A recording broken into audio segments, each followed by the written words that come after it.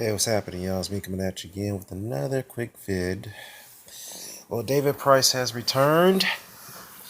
He's returned with a second round knockout, a win over Vaclav Pejsar in his comeback trail. Um, David came in at the heaviest he's ever came in weight-wise. He's came in at 273 pounds. A little flabby. Again, this is boxing. This is not a bodybuilding competition, whatnot.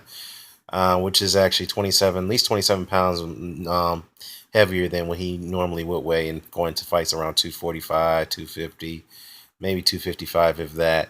Um, I would assume the reason why he put on the extra weight is to give him the ability to resist punches a bit more, especially given the fact that he, over his past fights against Tony Thompson and Erkan Tekber, where he showed a horrible chin, showed a horrible chin, which is always come into question.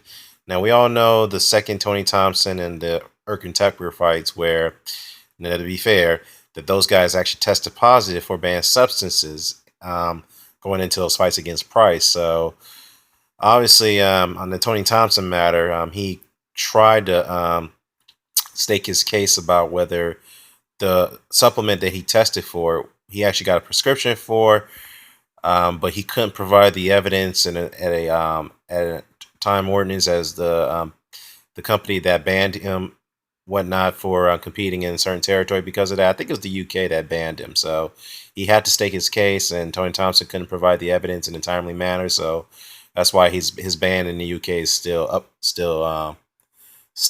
sustained at this point. But anyhow, that's not the point of the video. My point is that him putting on the extra weight didn't really affect his ability at all. I mean, yes, the foot speed is still in question, but his punching power, we all know that he can punch. This guy can knock anybody out.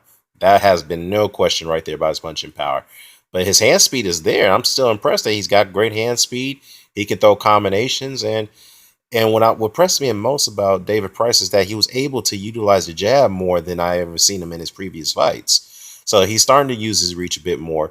So to prevent from getting hit, you're going to have to use your distance, create your jab, create the distance with your long jab, because he does have an incredible long reach, and this is what he was able to do against Pejsar.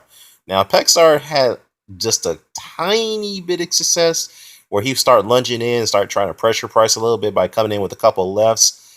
And the lefts that he hit Price with, and I know it didn't affect Price, but as I recall in the Tony Thompson fight, Tony Thompson hit Price with a shot to the head. I mean, it wasn't even Tony Thompson didn't even put much muster into that shot, and Price went down. He got knocked out.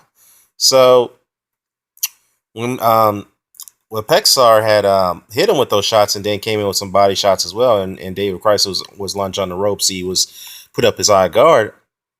Maybe there is a sign that putting on this the excessive amount of weight that he put on really did help his punch resistance. I mean, maybe I can be jumping the gun when I'm saying that, but that's what I've seen from this fight.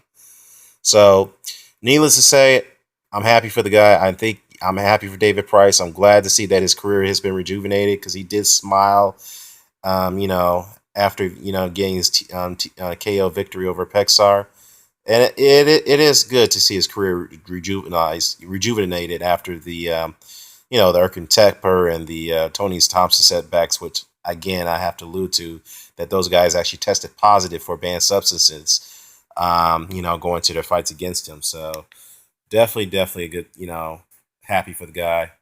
He can now enter the throw his name in the mix of the heavyweights that's competing right now in the very, very hot division, which is the division everyone's talking about, which is the heavyweights. So yeah, I mean, what would you like to see David Price do next? Do you think he stand in the ranks of the guys like Anthony Joshua? Mind you, he did call out Anthony Joshua recently. Now, as I've learned, he actually knocked out Joshua in sparring. So if anybody, my UK subscribers, please let me know and shed some light on that if that's true.